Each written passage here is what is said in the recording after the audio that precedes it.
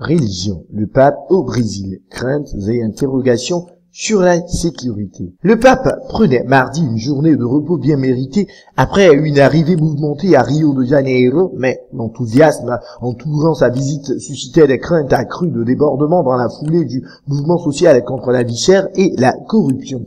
La police a eu dispersé lundi soir avec des gaz lacrymogènes des manifestants en marge de la réunion de François avec la présidente Dilma Rousseff. Des centaines de manifestants couraient dans toutes les directions à proximité du palais Guanabara où siège le gouvernement de Rio de Janeiro. Un cocktail Molotov a été lancé en direction des forces de l'ordre. Au moins 5 manifestants ont été interpellés.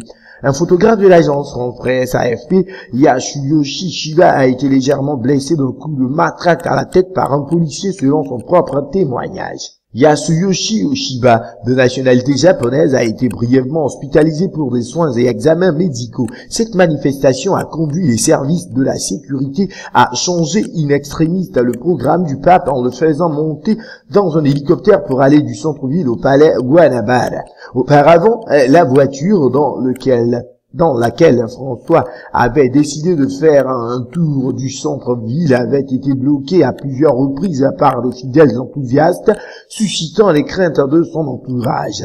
Le pape était resté imperturbable et souriant, goûtant le contact avec la foule. La journée de mardi est pour le pape, qui est âgé de 76 ans, sans aucun rendez-vous annoncé.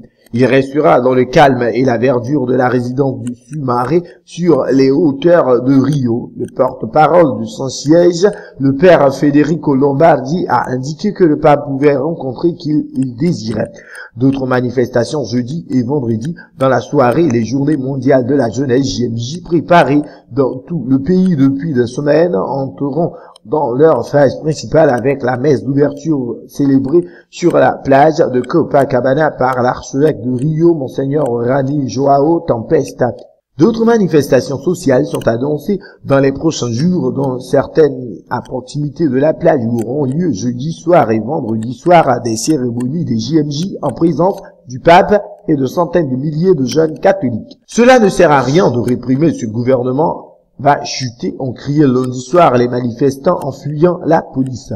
Ayant la visite, le Vatican avait fait savoir qu'il n'avait pas d'inquiétude pour le pape dans la mesure où les manifestations n'étaient pas dirigées contre lui et que plus de 60% de la population brésilienne est catholique. Mais il n'avait pas exclu que les manifestants profitent de la caisse de résonance de la présence de François qui met l'accent sur les problèmes sociaux pour relancer leur mouvement. Certains protestataires qui ont répondu à l'appel du groupe Anonymous s'insurgent contre les 53 millions de dollars, 40 millions d'euros que coûte la visite du pape et les JMJ aux contribuables brésiliens. Dans l'avion qui l'emmenait à Rio, le pape a parlé de la crise économique qui ne donne rien de bien pour les jeunes, le risque étant celui d'une génération sacrifiée privée de sa dignité qui n'aura pas eu de travail. Après la journée de repos de mardi, François reprendra mercredi son programme sur les chapeaux de roue avec un déplacement au sanctuaire marial d'Aparecida à quelques 200 km de Rio.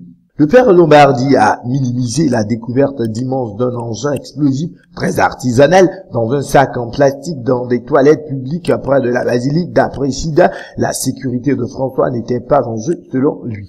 Mais ces divers incidents ne peuvent que mettre un peu plus sur les dents les services de sécurité brésiliens qui doivent gérer parallèlement la présence d'1,5 million de jeunes de 170 pays venus pour les 18e JMJ, des manifestations hostiles à l'Église et surtout un mouvement social de revendication de grande ampleur.